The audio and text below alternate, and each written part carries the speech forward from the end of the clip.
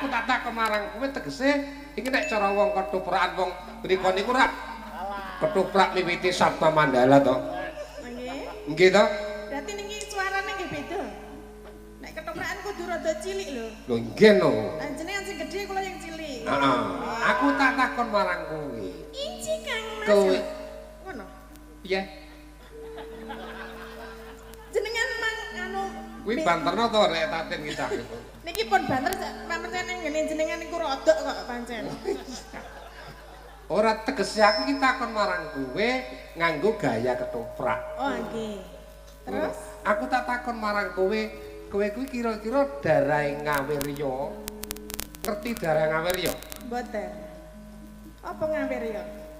Tegese Ngawirya ki darahe wong dhuwur, apa trah ratu, apa trah patih, apa temenggung, apa trah hansip, apa trah pembantu ben cetha.